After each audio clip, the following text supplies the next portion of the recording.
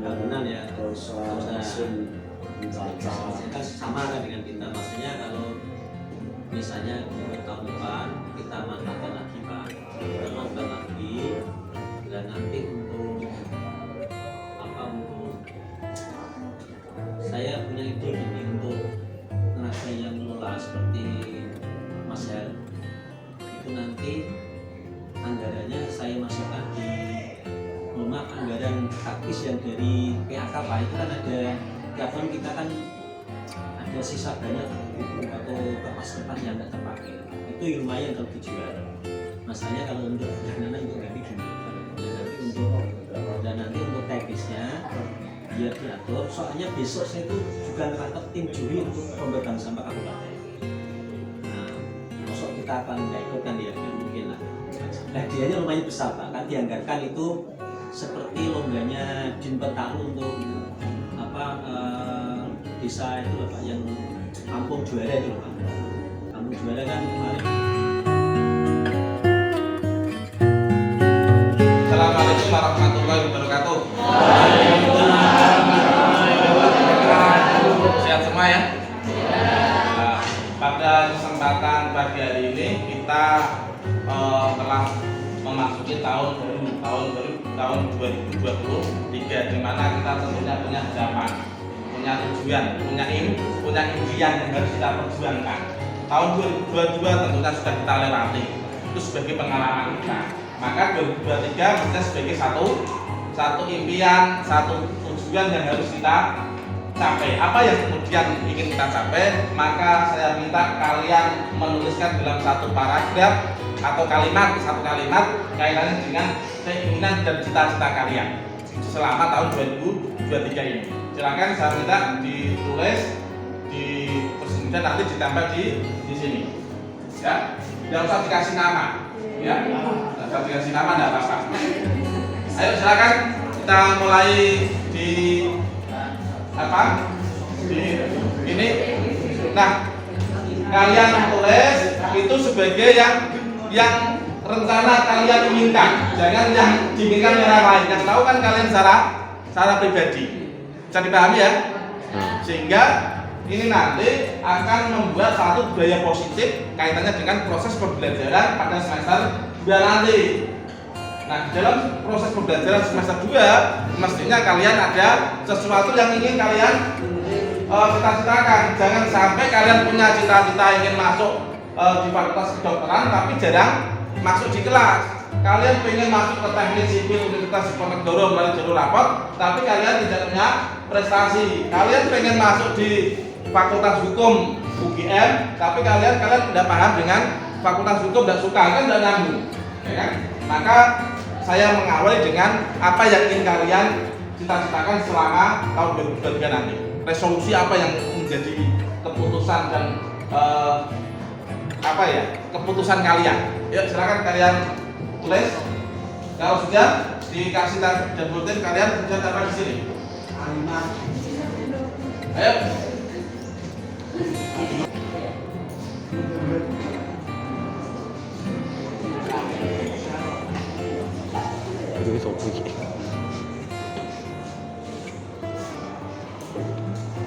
Misalnya bisa satu kata juga tidak apa-apa.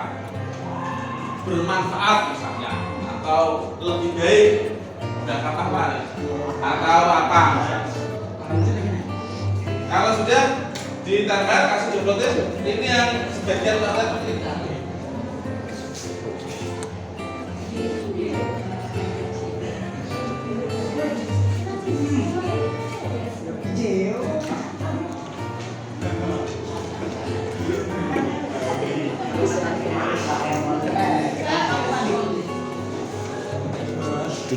Kalau sudah di nempel sini.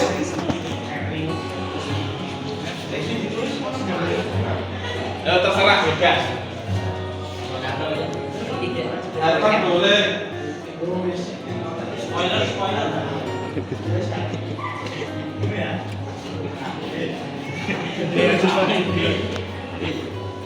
Apa yang dironi Pak, satu kata Pak. Ya, satu kata sudah dicapai. Kasih sebutnya.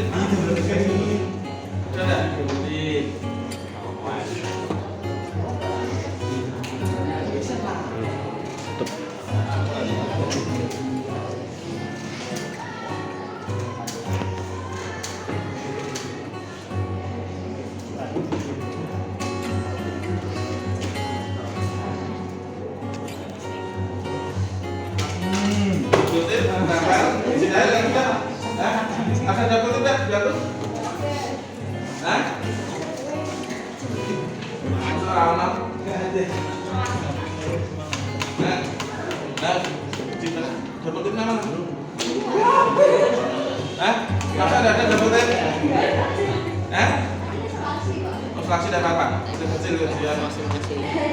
Nah, ayo ditambah satu sini. Di sini. Ya, jangan bisa ngomongin. Mama gue belum. Ini mana? Ayo, langsung di sini. Ayo, ditambah sini. Ayo, yang ya.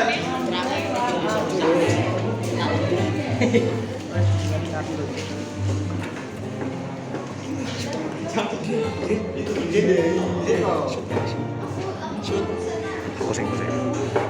Ayo yang sudah bisa beli. Hah?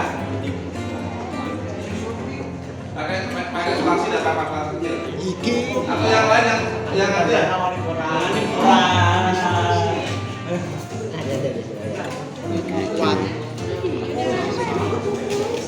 Ayo Cepet.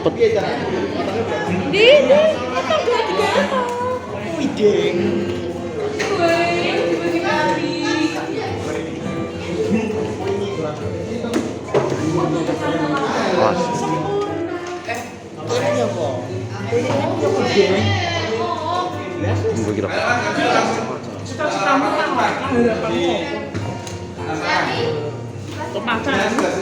Ayo, maju pagi.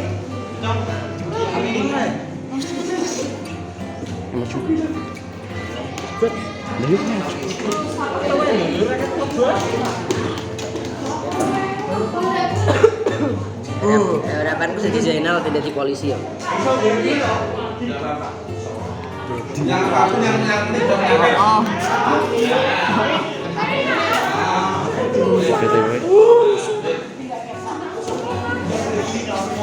Orang yang lebih baik. Ayo yang lain.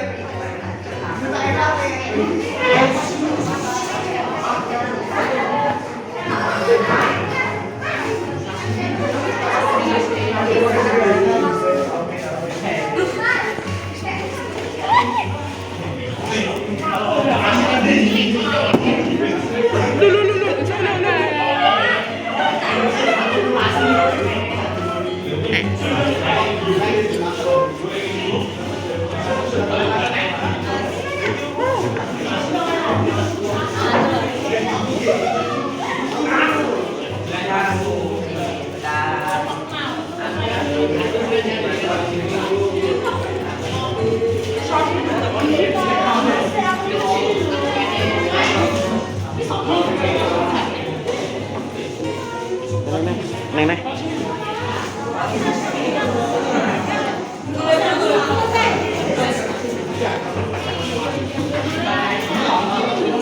Ayo cepet.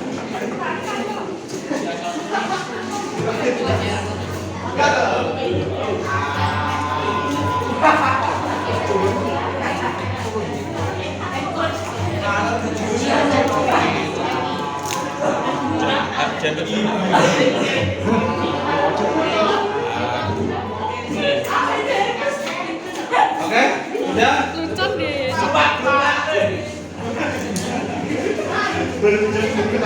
Atuh.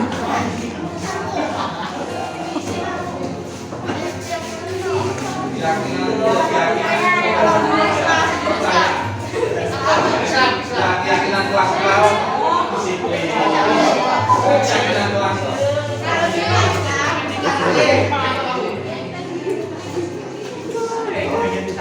Oke, udah. Ayo kali getok iki.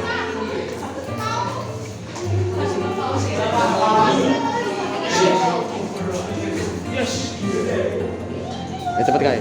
Kerja gue sih. Mas. Oke, udah. Pak. Pak, udah. Nanti masih satu. Oh, masih satu. Sudah didengarkan.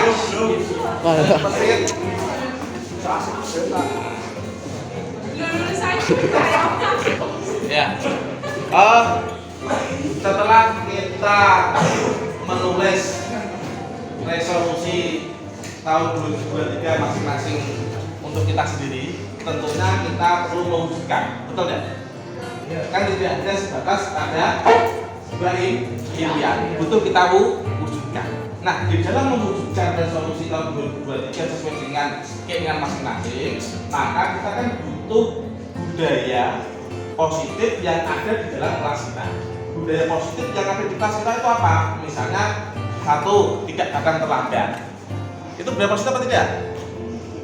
Mau bicara apa kalau siswa sering terlambat masuk kelas, tapi ketika dia punya resolusi pengen misalnya jadi orang sukses, kan untuk jadi orang sukses itu kan butuh disiplinan.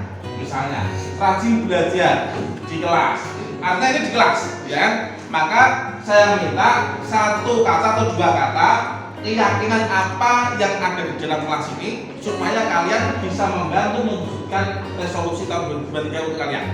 Misalnya tepat waktu, tidak terlambat, rajin belajar di kelas, saling menghargai, saling menghormati, dan seterusnya antara siswa satu dengan yang lainnya. Jadi keyakinan di dalam kelas itu apa yang kemudian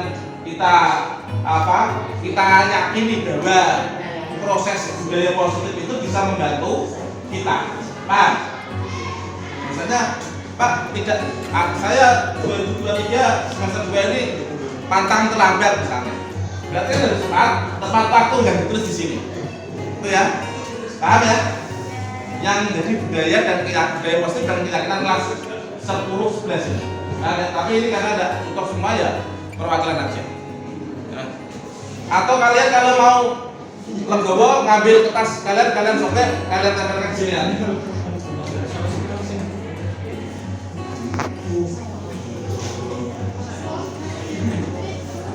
Saya capek. Budaya positif yang di kelas untuk mewujudkan resolusi tahun 2023.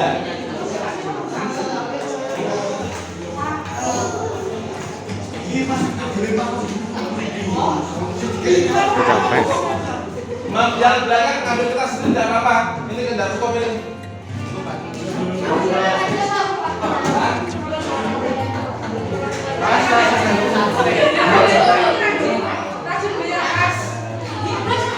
Masuk bayar rajin bayar kas itu bagian dari skripsian.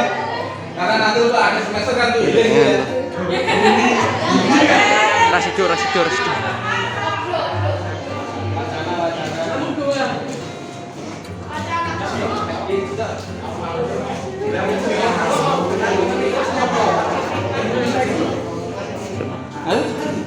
Yang asli ditulis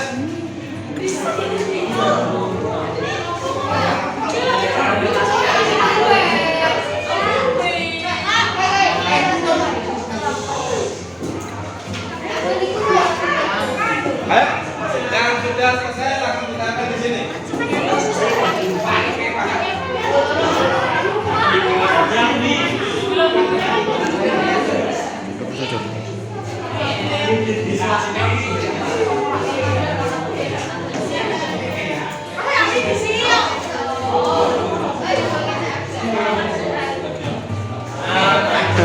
Rajin membayar kas.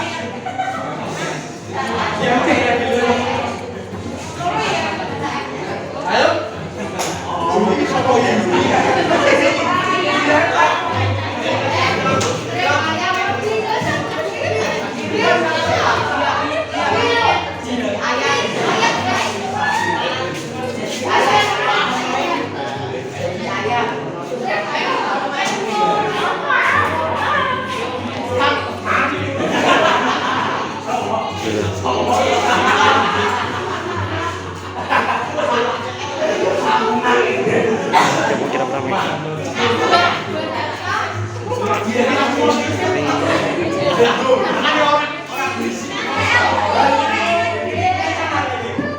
Eh.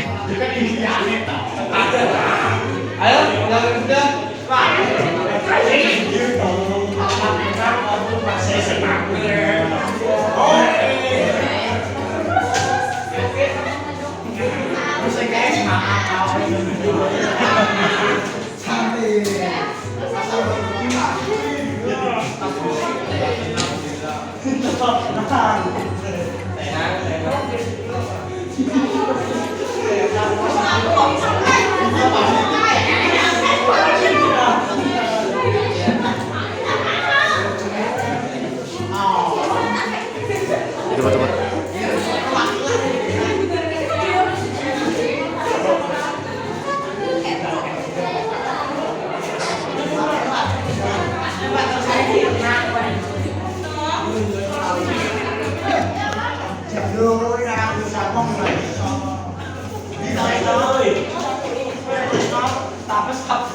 Ayo yang belum mulai.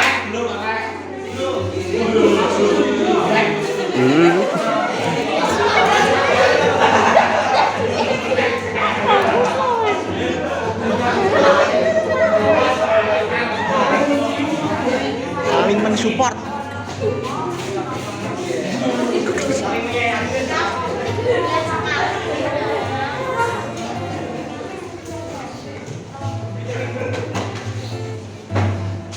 Ayo yang belum ya.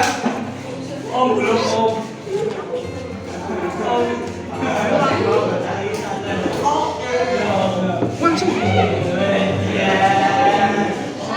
Coba kan 5 menit.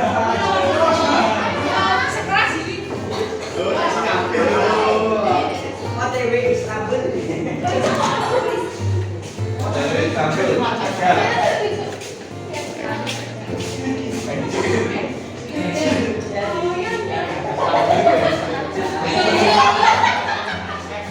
Sudah? Oke. Alah.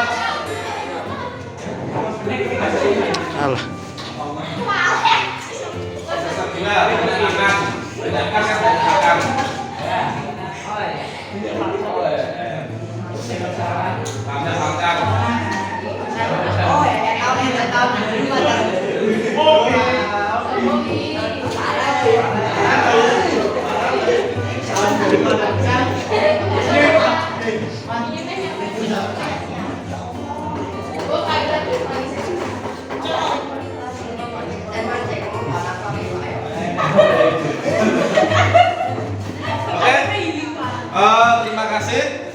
Ini 11 ini adalah satu impian kalian, keputusan kalian, terus kemudian apa yang ingin kalian capai selama tahun 2023. Terus kalau sebelah ini adalah keyakinan kelas, bagaimana keyakinan ini bisa menjadi budaya positif di dalam kelas kita. Terus kemudian ini bisa dilakukan, ini ada tetap tenang, ada rajin membayar kas, ada kemudian semangat belajar, ada selalu kompak, harus lebih kompak, kerja IG secara utama yang lainnya ada tadi saya baca ini. Semester 2 10 11 harus lebih solid ya. Sayang kalian banyak ini apa ini saya datang. Ya. Ini sebisa mungkin ya diimplementasikan di dalam kelas 10 11 ini untuk apa? Sukses bersama-sama di dalam semester 2 ini. Itu ya. Untuk itu yang saya sampaikan. Assalamualaikum warahmatullahi wabarakatuh.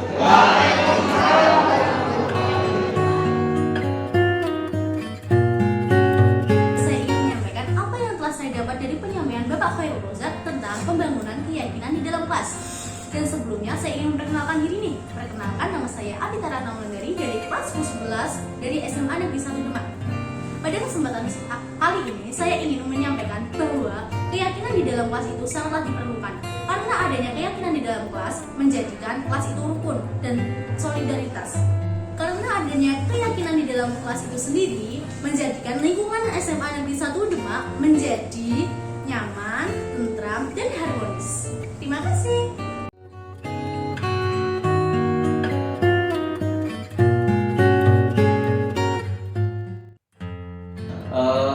Mbak Aldila 10-11 ya.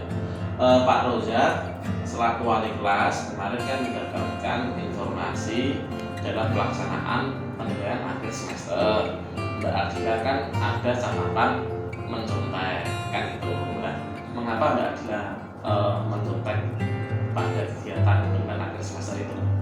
Itu kan belajar malamnya Pak. Nah, pas paginya itu tak bawa buat coret-coretan, kalau kurang Pak terus buat tataan juga.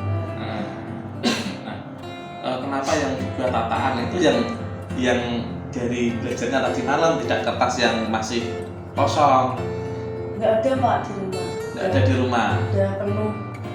Di rumah dan kemudian Mbak Adila tidak inisiatif tanya ke pengawas untuk minta kertas tuntutan itu atau bagaimana? Itu udah pas. Sudah pas. Nah, Mbak Adila sebenarnya tahu nggak tata tertib saat penilaian akhir sekolah atau kemudian tata tertib di sekolahan sendiri kaitannya dengan kegiatan menyontek itu tidak dibenarkan? Tahu. Nah, kalau tahu, kenapa Mbak Adila masih menyontek itu? Kan saya pikir tidak bisa kan, misalnya bawa kertas yang baru dan seterusnya, bawa catatan itu mapel tersebut dianggap paling sulit atau bagaimana menurut Mbak Adila itu sendiri? Soal itu banyak. Tidak, maksudnya kalau Mbak Adila sendiri mapel tersebut waktu saat mapel menyontek itu mapel yang termasuk kategori belum bisa diikuti Mbak Adila, pelajarannya atau bagaimana? Enggak sih Pak. Enggak, bisa mengikuti sebenarnya. Nah, Mbak Adila tahu kalau menyontek itu salah dan keliru. Nah, terus apa yang kemudian harapan Mbak Adila tidak ingin mengulangi kembali seperti itu? Apakah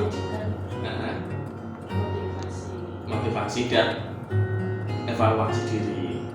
Tapi Mbak Adila mau berjanji nggak untuk tidak mengulangi kembali pada ulangan harian atau pada waktu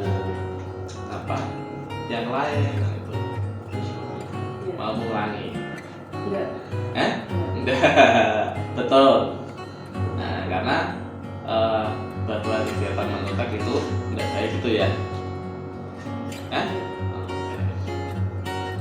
Ya, mudah-mudahan Mbak ini setelah berjanji tidak akan menyontek bisa gitu ya.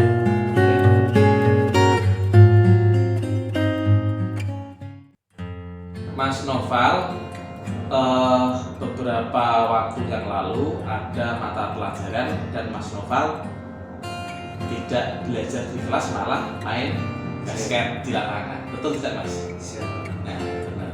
Nah, terus apa motivasi Mas Noval saat pelajaran kosong, gurunya belum masuk, kemudian main basket di lapangan kelas?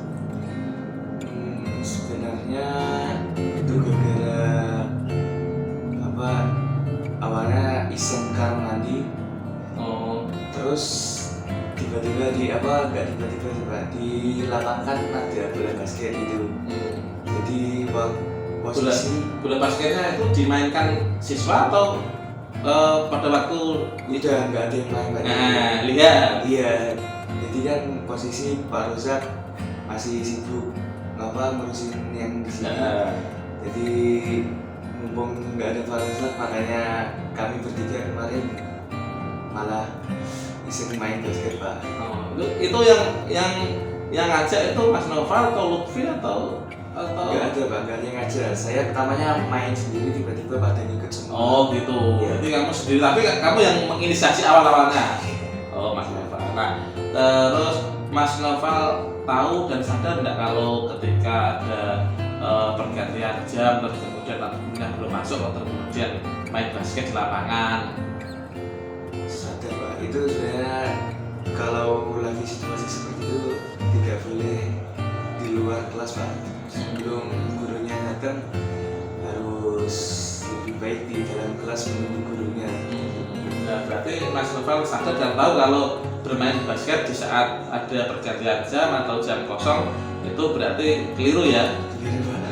Nah, terus kemudian Mas Noval meyakini bahwa itu kan salah keyakinan. Nah, terus ada enggak Mas Noval niatan untuk tidak mengulangi main basket itu seperti itu lagi di jam kosong atau pergantian jam, atau mungkin karena itu kan bukan jam olahraga gitu?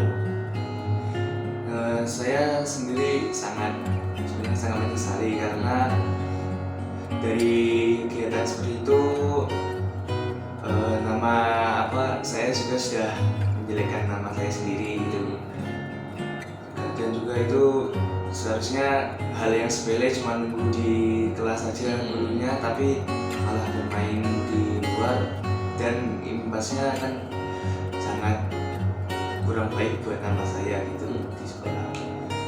Dan saya berusaha untuk tidak mengulangi lagi ya Pak, cuman sekali saja insya Allah. Berarti sadar ingin tobat gitu ya, tidak ingin mengikuti kembali Iya. ketika nanti ada jam kosong dan selesai gitu Mas ya. Sebab itu kan sebuah keyakinan yang keliru ketika ada jam kosong atau guru yang belum masuk kemudian tinggal main dan seterusnya gitu ya. Bismillahirrahmanirrahim. Assalamualaikum warahmatullahi wabarakatuh. Waalaikumsalam warahmatullahi wabarakatuh. Terhormat Bapak Ibu semua yang hari ini berkumpul di perpustakaan untuk melaksanakan kegiatan calon ibu negara. Sebelumnya, marilah kita panjatkan puji syukur kehadirat Allah Subhanahu wa Ta'ala sehingga pada hari ini kita semua dapat berkumpul di sini. Terus untuk tanpa basa-basi ya Bu, ini langsung saja saya membacakan susunan acara untuk pada hari ini. Yang pertama pembukaan, yang kedua nanti menyanyikan lagu Indonesia Raya, yang ketiga berdoa, yang keempat acara inti atau pemaparan yang nanti akan disampaikan oleh Bapak Ibu. Untuk acara yang pertama pembukaan, marilah kita buka dengan bacaan basmalah. Bismillahirrahmanirrahim. Untuk acara yang kedua menyanyikan lagu Indonesia Raya, mohon semuanya dapat berdiri.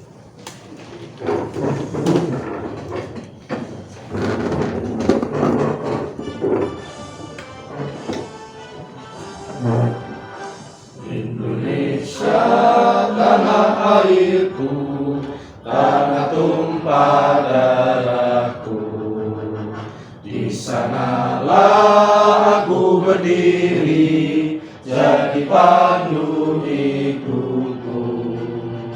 Indonesia kebangsaanku, bangsa dan tanah airku. Marilah kita berseru, Indonesia bersatu. Hiduplah tanahku, hiduplah negeriku, bangsaku, rakyatku semuanya. Bangunlah jiwanya, bangunlah badannya untuk Indonesia Raya. Indonesia Raya, merdeka, merdeka, tanahku, negeriku yang ku cinta. Indonesia Raya, merdeka, merdeka, hiduplah Indonesia Raya. Indonesia Raya, merdeka, merdeka, tanahku, negeriku yang ku cinta. Indonesia Raya, merdeka, merdeka, hiduplah Indonesia Raya. Terima kasih hadirin, dipersilahkan duduk kembali. Acara yang selanjutnya doa yang akan dipimpin oleh Bapak Khairul Rozak, kepadanya dipersilahkan. Assalamualaikum warahmatullahi wabarakatuh. Waalaikumsalam warahmatullahi wabarakatuh. Ridha wa fisafati Rasulillah. Al-Fatihah. A'udzubillahi minasyaitonir rajim. Bismillahirrahmanirrahim. Alhamdulillahirabbil alamin arrahmanirrahim maliki yaumiddin. Iyyaka na'budu wa iyyaka nasta'in. Ihdinas siratal mustaqim siratal ladzina an'amta 'alaihim ghairil maghdubi 'alaihim. Allahumma shalli wa sallim ala sayyidina Muhammad wa ala ali sayyidina Muhammad wa sallim wa radiyata baraka'an bil sahabati rasulillah ajma'in. Bismillahirrahmanirrahim. Alhamdulillahirabbil alamin hamdan syakirin hamdan na'imin hamdan wa fi ni'amin majidan. Ya rabbana lakal hamdu kama yanbaghi li jalali wa israrik. Allahumma inna nas'aluka salamatan fid dini wa afiatan fil jasadi wa ziyadatan fil ilmi wa tawbatan qabla al-maut wa rahmatan idal maut wal afwa idal hisab. Allahumma tawil umuruna wa sabbitina wa sabbit imana wa ahsin amalana wa ahsin arzaqana wa ilal khairi qaribna anis sarifin wa ajirna ila khairir. Allahumma ij'alna min talamid wal awladina wa dzurriyyatina min ahli ilmi min ahlil khair min ahlil ibadah min ahlil Quran min ahli la ilaha Muhammadur Rasulullah sallallahu alaihi wasallam. Allahumma arinal haqqa wa arinal batila batila warzuqna ba subhana rabbil izzati amma yasifun wa salamun alal mursalin walhamdulillahi rabbil alamin. Assalamualaikum warahmatullahi wabarakatuh. Terima kasih Pak Reses yang sudah memimpin berdoa acara yang selanjutnya, yaitu acara inti pemaparan yang Bismillahirrahmanirrahim. Assalamualaikum warahmatullahi wabarakatuh. Waalaikumsalam warahmatullahi wabarakatuh. Yang saya hormati Bapak Ibu, alhamdulillah pada kesempatan siang hari ini saya diberikan kesempatan untuk mensosialisasikan budaya positif dalam rangka aksi nyata calon guru angkatan ke-7 SMA 15. Nah, terima kasih.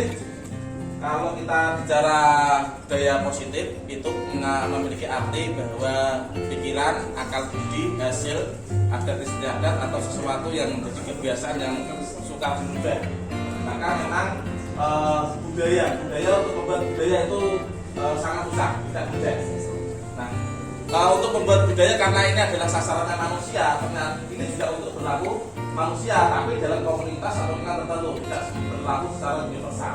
Misalnya kita dalam satuan pendidikan di sekolah, maka buatlah budaya positif itu tentunya hanya berlaku pada sekolah tersebut, tidak berlaku pada sekolah lain, karena setiap sekolah tentunya memiliki psikologi dan karakter sesuai dengan kodratnya masing-masing gitu. Nah, apa itu positif? Positif itu bersifat nyata dan tentunya konsumsi membangun. Nah, budaya itu seperti ini.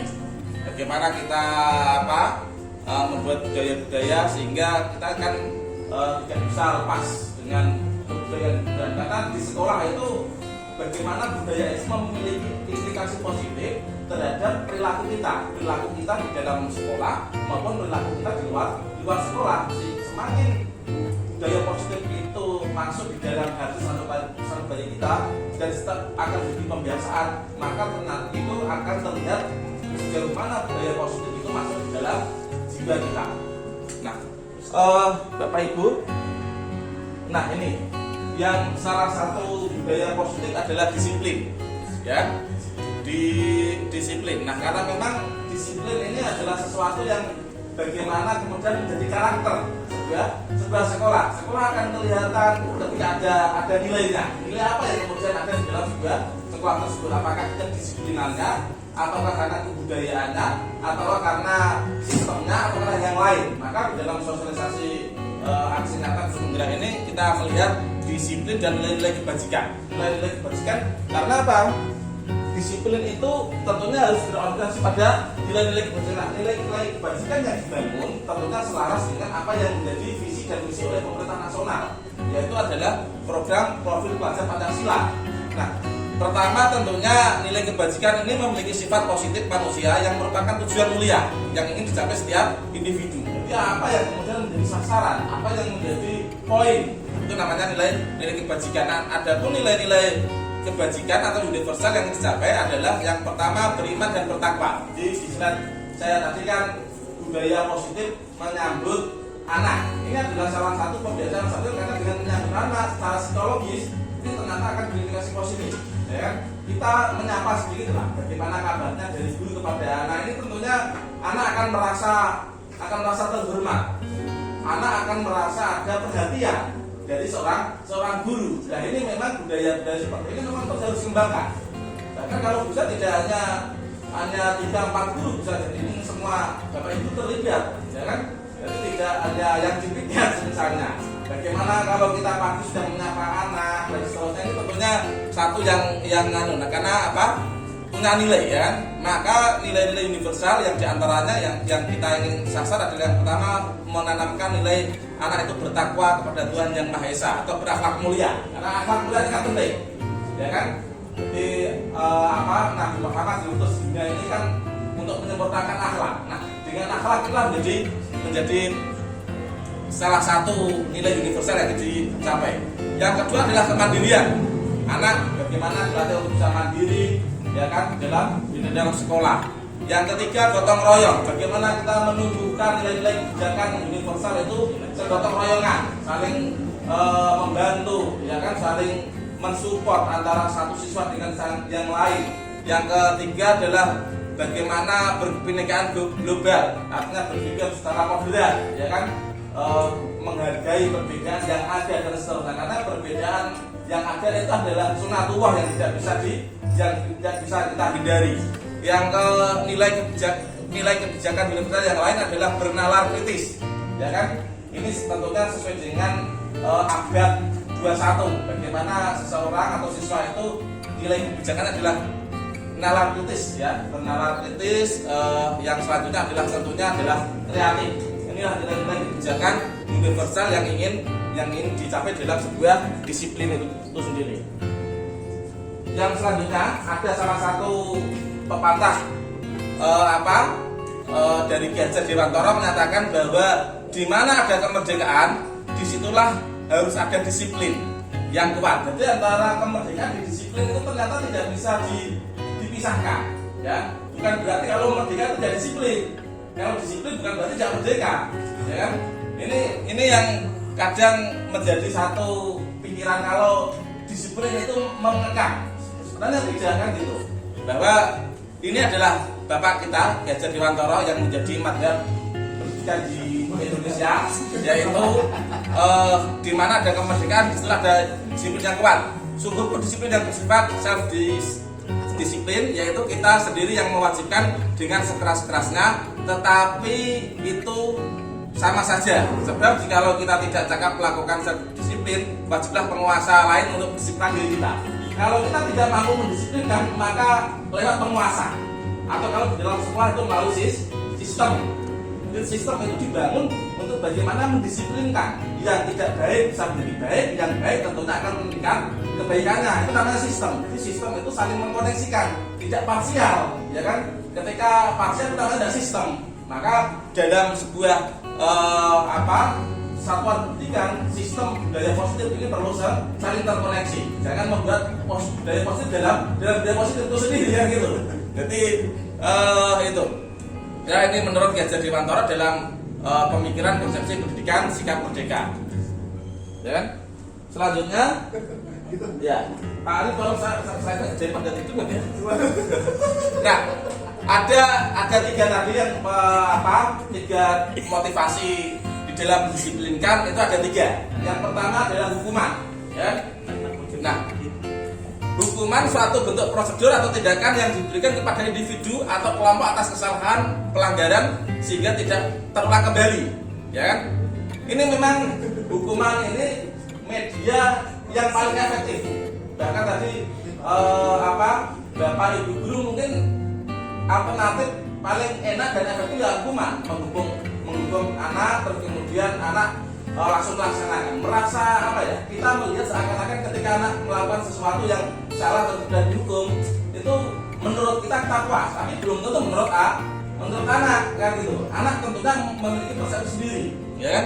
Ini contoh-contoh ketika ada pelanggaran. Nah, memang saya dulu ya seperti guru-guru yang pada umumnya, ketika saya itu melihat anak yang tidak disiplin, maka saya dulu awal-awal sebelum masuk guru penggerak itu ya paling enak itu yang mendisiplin dengan hukuman, ya, suruh push aham. Bahkan saya dulu punya pengalaman yang paling pahit, ya kan. Di sini mungkin juga Bapak Ibu masih yang lama-lama masih ada. Ketika anak terlambat masuk sekolah, itu tak tutup. Ketika saya membantu di soal dulu, tidak boleh ketika anak jam 7 lebih itu masuk. Anak terlambat ya, kalau masuk kita buang tasnya misalnya, kalau ini ternyata ini menurut saya dulu ternyata cukup efektif, selaku menyebabkan efek jerah gitu. Tapi ternyata tidak, ya kan? Nah, ini ketika seorang kepolisian, aparat polisi itu menemukan adanya oknum anak-anak yang terus kemudian dihukum. Hukuman ini tentunya tidak melibatkan artinya ada pelanggaran yang kemudian dihukum. Ini ternyata ada yang kurang tepat, ya kan? Pak, slide berikutnya Pak. Itu hukuman. Yang selanjutnya adalah konsekuensi. Kalau konsekuensi itu tentunya adalah akibat dari sebuah perbuatan atau pendirian. Nah, di dalam satu sekolahan tentunya apa yang dibangun adalah sebuah konsekuensi. Konsekuensi ini apa? Ada regulasi. Ada regulasi yang melibatkan stakeholder warga sekolah, ya kan? Di mana ketika itu sudah diputuskan, sudah ditetapkan oleh pimpinan dalam setiap satuan pendidikan, ketika ada pelanggaran, maka seorang siswa harus menerima konsekuensi yang diterima. Tentunya ini saya gambarkan ketika para pengurus OSIS terlibat di dalam merumuskan tata tertib sekolah. Jadi namanya ini tata tertib. Yang kedua ini mengajak diskusi dan di dalam menyusun dan merumuskan sebuah tata tertib. Ketika kalau hukuman tadi kan tidak, kalau hukuman itu tidak harus melibatkan anak, tidak harus melibatkan guru, ya kan? Misalnya kepala sekolah itu ada pelanggaran dulu. Tapi kalau yang namanya konsekuensi itu adalah segala sesuatu yang diakibatkan dari perbuatan atau pendirian dan itu diketahui, sudah disosialisasikan di kegiatan upacara, di apa dan seterusnya. Nah, yang ketiga kontrol, yang ketiga Pak Arif, yang ketiga adalah restitusi. Ya, mungkin dari Bapak Ibu guru penggerak itu adalah alternatif yang terakhir setelah kita itu adalah restitusi ini. Restitusi adalah satu proses menciptakan kondisi bagi murid untuk memperbaiki kesalahan mereka. Ya, kita hasilnya apa ya? Mengajak bicara, ya, mengajak bicara dari hati ke hati dan seterusnya. Kalau kita hukuman dan konsekuensi itu kan kita tidak mengajak bicara langsung. Jadi kalau hukuman dan konsekuensi itu tidak ada prosesnya, tapi kalau restitusi itu ada sebuah proses. Nah ini ketika saya contohkan, ketika anak ini ketika jam pelajaran ini malah anak ini bermain basket di lapangan selama 3 jam. Ya, maka terus kemudian saya tidak melakukan proses menghukum langsung saat itu, tapi saya panggil. Ya, saya dudukkan, ya kan, di kertas di kursi sofa yang empuk dan seterusnya. Ini membangun psikologi yang nyaman, ya kan. Jadi kita ajak, kalau bisa kita ajak ke kemana yang kemudian secara psikologis itu tidak tertekan. Beda kalau hukuman, beda kalau konsekuensi. Jadi restitusi itu juga guru harus punya tempat, ya, mampu menghadirkan anak sehingga anak datang itu tidak merasa ada hukuman atau ada konsekuensi, tapi mereka diajak bicara. Ini namanya hukuman. Nah ini sama, ini juga tempatnya sama tapi objeknya berbeda. Ya, kalau ini objeknya anak sering bolos, ya kan, diajak bagaimana kemudian melakukan satu proses memverifikasi anak ini kenapa bolos, ya kan. Tapi kalau hukuman dan konsekuensi tidak melalui proses. Nah, ini yang semenjak saya mengikuti guru penggerak, setiap ada pelanggaran maka ini. Nah, problemnya ini harus dilakukan oleh orang-orang yang sadar. Memang restitusi itu orang melatih orang yang sabar, melatih Bapak Ibu yang sabar, ya.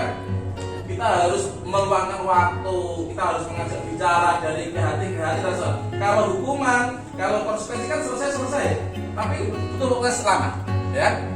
Ya memang budaya positif atau mendisiplinkan itu tidak bisa secara instan, butuh yang namanya proses yang panjang dan butuh perjuangan kan itu loh. Tidak sekedar kita memberikan judgment kepada punishment kepada siswa selesai, tapi ini menggali motivasinya apa, mengapa anak ini meninggalkan jam pelajaran, terus kemudian mengapa anak ini bolos. Kita ini bentuk melakukan checklist, ya, checklist data-data yang menjadi alasan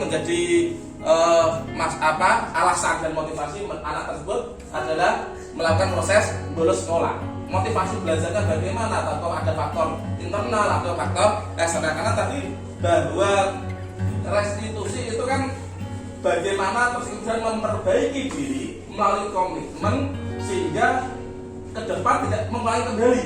Jadi tidak terus kemudian merasa ada aturan, tapi merasa tumbuh dari hatinya sendiri. tidak tumbuh dari karena paksaan, tidak tumbuh karena tekanan, tapi tumbuhnya mematuhi peraturan itu adalah dalam sifatnya pribadi masing-masing, tidak karena faktor eksternal tapi faktor internal. Saya lanjutkan Pak Arif. Nah, ini menurut teori kontrol menurut Gaussian sudah menjadi 3. Nah, jelas kalau kita melihat, kalau kita hukuman ini adalah posisi kegagalan, ya. Tapi kalau disiplin, ya, identitas sukses ini menggunakan 2 pola. Kalau tidak restitusi, ya konsekuensi. Maka ketika Bapak Ibu guru itu menggunakan pola kontrol menghukum, ya kan? Maka jelas ini gagal. Ya, kegagalan di sana. Tapi ketika guru melakukan proses identifikasi atau pendisiplinan melalui restitusi atau konsekuensi, maka ini sukses. Karena apa? Ini melibatkan peran serta keaktifan dari anak itu sendiri. Lebih-lebih yang restitusi. Ya, tapi ya tadi butuh waktu yang lama, butuh kesabaran, ya, butuh pelatihan psikologi kita itu benar-benar ya calling down, yang mungkin punya penyakit darah tinggi, ya agak susah ini, harus latihan sabar, ya. Maka ketika ada anak melanggar, kita hadapi dengan senyuman, ya, tidak langsung gitu. Anak kita datang masuk ke kelas, ada anak yang terlambat, kita akan senyuman. Kenapa? Ini mari kita budayakan untuk belajar seperti itu. Ya, banyak sih sebenarnya faktor-faktornya dalam posisi kalau ini hukuman, sesuatu yang menyakitkan harus terjadi. Kalau kita kasih hukuman kepada anak itu ternyata akan merasa di dalam hatinya itu harus merasa tertanam. Oh, ternyata saya dulu pernah dihukum. Saya dulu pernah dikasih push up oleh Pak Bayu. Saya pernah dihukum oleh Bu Is untuk bersih-bersih di kamar mandi. Nah, itu kan hukuman. Ya kan? Pokoknya kamu tidak mengerjakan tugas, maka kamu membersihkan kamar mandi karena tidak ada tenaga OB misalnya, dibersihkan dan bersih misalnya. Ya, tapi kalau konsekuensi ini sesuatu yang harus terjadi, ya. Tapi kalau restitusi menjadi pilihan, banyak pilihan-pilihan, ya, banyak pilihan-pilihan yang ada. Tapi kalau menghukum kan tidak ada pilihan, ya sudah, kalau kamu itu ya sudah. Tapi kalau restitusi banyak pilihan, banyak opsinya, ya. Yang kedua, barangkali sesuatu yang tidak nyaman untuk murid. Tentunya kalau hukum itu nyaman nggak? Ya. Saya tidak suruh push up, mesti tidak nyaman, tapi harus dilakukan karena terpaksa, karena menghormati gurunya. Jadi jalur interaksi yang dipakai kalau menghukum itu ternyata membuat tidak nyaman oleh anak. Maka kita kan tujuan pembelajaran kita kan harusnya menghadirkan sebuah kenyamanan, kesejahteraan untuk Bapak Ibu guru mungkin melihat anak-anaknya nyaman itu kan berimplikasi pada sebuah kesejahteraan juga kan gitu. Yang tidak nyaman untuk murid untuk jangka waktu pendek. Kalau konsekuensi jangka pendek tidak nyaman. Tapi kalau restitusi menguatkan untuk murid dalam jangka waktu panjang, mental anak tidak down, ya, tidak down. Tapi kalau restitusi itu menguatkan mental, ya, meningkatkan mental supaya mentalnya tidak down. Sehingga kalau kuat mentalnya semakin meningkat, motivasinya tentunya akan motivasi belajarnya akan meningkat, otomatis akan dengan sadar melakukan budaya positif, disiplin dan seterusnya. Yang ketiga dan seterusnya mungkin ada korban mendapatkan keadilan, betul. Tapi kalau konsekuensi korban bisa diabaikan. Ya, kalau yang ketiga restitusi, korban adalah mendapatkan ganti dan seterusnya. Yang selanjutnya Pak Arif. Nah, langkah-langkah, ya, langkah-langkah bagaimana sih melakukan segitiga restitusi, ya kan? Ada 3 itu ya. Melakukan menstabilkan identitas. Jadi identitas itu perlu distabilkan dulu. Kalau hukuman maupun konsekuensi itu tidak perlu menstabilkan. Tapi kalau segitiga itu menstabilkan dulu. Maka tadi pilihan yang paling bagus menurut kita, menurut guru, tapi butuh kesabaran dan usaha harus panjang. Ya, prosesnya panjang. Kalau darah pimpinan Bapak Ibu guru tidak bisa. Ya. Nah, ini menstabilkan karena ini butuh waktu kurang lebih 2 jam, 3 jam aja ya. Ya. Nah, ya. Menstabilkan itu bagaimana supaya menetralisir, ya. Menetralisir supaya anak itu dalam posisi yang yang stabil ya. Yang kedua tentunya ini menvalidasi tindakan yang salah, menanyakan kepada siswa apa yang diperbuat benar atau salahnya ya. Ini namanya mengajak dialog ya. Kalau hukuman dan konsekuensi kan kita tidak mengajak dialog ya. Yang ketiga di sini adalah menanyakan keyakinan ya, keyakinan yang sudah diperbuat itu apakah benar atau salah ya kan. Terus lanjut Pak Arif. Nah ini terima kasih ini untuk bergerak demikian yang bisa kita sosialisasikan dalam aksi nyata. Barangkali ada feedback atau masukan dari Bapak Ibu kaitan dengan hal yang saya sosialisasikan dalam aksi nyata budaya positif di SMK Sampingan. Monggo kalau ada feedback atau masukan ya. Terima kasih Pak Wed, penjelasan yang api-api, luar biasa, penuh semangat. Ini sangat menarik sekali Pak Wed. Tapi mohon maaf, saya juga akan menanyakan kalau isu pada Pak Rizal sendiri. Beliau positif di sekolah dan bukan secara 100% itu apakah bisa itu dari utopia? Jadi kayak semacam secara teori bisa, tapi kan secara di lapangan karakteristik Bapak Ibu guru kan juga beda-beda. Apakah semua Bapak Ibu guru harus bersetuju semua atau boleh melakukan hukuman? Jadi ada semacam kebimbangan gitu Pak. Ya. Terima kasih. Kalau kita menggunakan teori pembelajaran itu kan kita mengingat alirannya mazhab humanisme. Humanisme itu kan memanusiakan manusia ya, humanis. Jadi kalau kita punya konsep satu sekolahan itu persepsinya itu menggunakan teori humanisme, maka memanusiakan manusia, maka teori restitusi segitiga itu akan jadi pilihan. Tapi kan tidak semua Bapak Ibu guru suka menggunakan segitiga restitusi. Ada yang pengennya instan, ada yang pengennya berproses, ada yang pengennya setengah-setengah, ya kan gitu. Nah, semua kan tergantung Bapak Ibu guru. Nah, budaya ini yang perlu kita konversikan. Mestinya sebaiknya dengan segitiga restitusi. Bagaimana kita menghadirkan sekolah dengan iklim yang menyenangkan. Budaya positif itu kan menyenangkan anak. Kalau kita lihat tapi dalam konteks hukuman, ya, hukuman tapi kan tidak menyenangkan. Jadi hanya relasi antara guru dan murid sebatas itu saja. Tapi kalau restitusi itu bisa relasi yang dibangun adalah relasi untuk berproses, mengajak diskusi. Mengapa seperti itu? Sehingga yang kita harapkan kan anak tidak mengulang kembali, tapi muncul dari diri kita sendiri. Dan tanpa Tanpa ada paksaan, tanpa ada berpikir dan lain dan seterusnya kan gitu.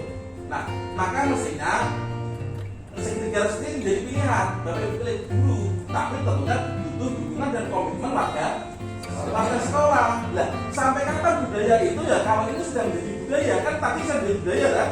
Ya kan akan kelihatan budaya. Oh ternyata di sebuah sekolah itu mengedepankan budaya penyelesaian masalah menggunakan segitiga restitusi, tidak menggunakan hukuman atau memberikan punishment atau konsekuensi. Nah ini akan menjadi budaya. Ketika ini sudah menjadi, lah sampai kapan ya? Kalau sudah menjadi budaya ya tentunya akan berlaku secara kontinu. Nah yang susah itu kan kita memberikan pemahaman budaya segitiga restitusi menjadi bagian pemecahan masalah ketika ada temuan. Karena setiap sekolah atau satuan pendidikan tidak mungkin baik semua kan, dan pasti ada yang melakukan kesalahan-kesalahan. Nah ini kesalahan-kesalahan ini kemudian kita eliminasi menggunakan segitiga restitusi. Terus ini harus jadi komitmen bersama. Kalau yang dari 90 guru itu yang 80% itu menggunakan penghukum, ya kan, faktor penghukum, dan kemudian 20% dengan segi restitusi ya tidak balance, ya kan? Yang satu menghukum push up terus, dan saya sering juga dulu sebelum guru bergerak terlambat, misalnya lari lapangan 5 kali, tapi lari saya dengan usia menjadi budaya berkeringat. Tidak artinya menghukum itu artinya tidak menghukum dengan tidak sesuai dengan kekuatan anak kan. Kalau cewek kan tidak mungkin, kalau cowok kan itu artinya apa? Dampak terbukaannya didapatkan. Tapi kita itu salah. Nah, tapi kalau dalam studi tidak seperti itu. ya kan? Kita dudukkan, kita kasih minum, ya kan? Kita kasih sesuatu yang kemudian mereka mau menceritakan secara bebas, secara freedom apa yang kemudian itu. Gitu. Berarti kalau seperti itu restitusi ini kan untuk yang mereka bermasalah. Itu kan dengan mereka yang berprestasi apa sama. Nah, kalau namanya siswa yang berprestasi kan tidak dilakukan dengan pendekatan restitusi. Karena tadi kan mereka tidak melakukan tapi kasih reward, kasih penghargaan, ya kan? Ketika restitusi itu kan kita langkah-langkahnya tadi kan kita menstabilkan dan seterusnya untuk anak-anak yang bermasalah.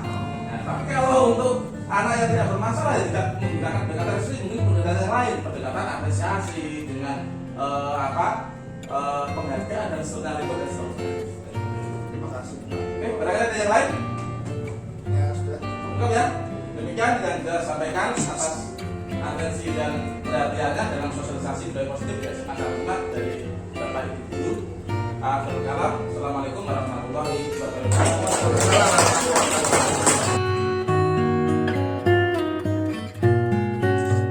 Bismillahirrahmanirrahim. Assalamualaikum warahmatullahi wabarakatuh. Mohon izin memperkenalkan diri. Saya Ahmad Zaini, guru bimbingan dan konseling SMA Negeri 1 Demak. Pada kesempatan kali ini saya akan memberikan testimoni atau review dari pemaparan yang telah disampaikan oleh Pak Rozak sebagai calon guru penggerak angkatan 7 yang tadi sudah disampaikan dengan Pak Rozak. Sangat menarik sekali materinya, yaitu terkait dengan keyakinan kelas. Nah, pada pemaparan yang disampaikan oleh Pak Rozak tadi, yaitu keyakinan kelas menggunakan segitiga restitusi. Yang pertama yaitu menstabilkan identitas, yaitu memberikan pemahaman tentang identitas dan menstabilkan tentang identitas siswa itu sendiri, yaitu pada hal ini kelas 10-11. Kemudian dilanjutkan dengan validasi tindakan yang salah. Tindakan salah tersebut itu karena apa? Disebabkan karena apa? Kemudian cari penyebabnya, kemudian dicari solusinya, sehingga yang diselesaikan di sini bukan masalahnya, tapi akar masalahnya. Sehingga diharapkan setelah akar masalahnya itu diketahui, kemudian teratasi, sehingga masalah itu bisa teratasi. Selanjutnya yang terakhir adalah menanyakan keyakinan. Nah, menanyakan keyakinan ini akan menumbuhkan keyakinan kelas yang baik. Pada kenyataannya, karena kebetulan saya juga mendampingi kelas 10-11, keyakinan yang tumbuh dalam kelas tersebut sudah cukup baik. Saya menanyakan, kok kelas ini ada sedikit perubahan ya dari semester 1 semester gasal dengan semester genap ini, karena ini sudah masuk di semester genap kurang lebih 1 bulan. Ada perubahan perilaku dari anak-anak kelas 10-11. Ternyata setelah saya telusuri, hal tersebut juga karena dampak dari keyakinan yang ditumbuhkan melalui segitiga restitusi yang disampaikan oleh Pak Rozak di kelas tersebut. Nah, hal itu ternyata berdampak sampai sekarang, sehingga saya selaku guru BK-nya itu merasa merasa terbantu. Juga saya nanti berharap dari keyakinan kelas ini bisa nanti berlanjut ke kelas-kelas yang lain. Mungkin itu sedikit dari saya, kurang lebihnya mohon maaf. Terima kasih. Wassalamualaikum warahmatullahi wabarakatuh. Assalamualaikum warahmatullahi wabarakatuh. Tergerak, bergerak, dan menggerakkan. Perkenalkan, nama saya Faizul Rozak, calon guru penggerak angkatan 7 SMA Negeri 1 Demak. Bicara kaitannya dengan lingkungan pendidikan atau dalam lingkungan sekolah, perlu kita selalu membudayakan budaya positif. Salah satu budaya positif yaitu adalah disiplin positif. Nah, disiplin ini tentunya tidak hanya sekedar bagaimana kita menertibkan siswa, tapi kita lebih dari itu, yaitu kita mencoba bagaimana membangun komitmen dan kesadaran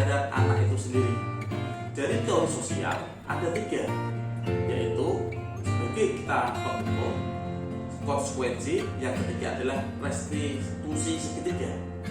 Di dalam lingkungan sekolah yang saya naungi, saya mengutamakan dan mengedepankan segitiga restitusi. Beberapa cara yang sudah saya lakukan ternyata cukup efektif, meskipun membutuhkan proses yang agak relatif lama daripada penghukum maupun konsekuensi. Karena ada 3 hal yang harus kita lakukan di dalam melakukan segitiga restitusi. Yang pertama adalah menstabilkan identitas. Bagaimana kita mengajak anak berkomunikasi secara intensif, menstabilkan identitas anak tersebut. Yang kedua, menvalidasi tindakan. Upaya apa yang sudah dilakukan oleh anak, kita mengajak anak tersebut supaya tidak mengulangi kembali. Yang ketiga adalah membuat keyakinan, sehingga keyakinan tersebut akan diikuti dalam bentuk tindakan atau perilaku anak sendiri. Anak akan merasa sadar akan perbuatan-perbuatan yang pernah dilakukan ternyata keliru. Nah, dengan pendekatan segitiga restitusi ini, termasuk dengan membuat keyakinan di dalam kelas, ini akan mampu merubah paradigma, akan merubah karakter dalam lingkungan sekolah. Itulah yang kemudian bagi saya secara guru saya lakukan, baik di dalam kelas membangun keyakinan maupun di luar kelas sebagai seorang guru maupun sebagai seorang wali kelas. Demikian yang bisa saya sampaikan. Assalamualaikum warahmatullahi wabarakatuh.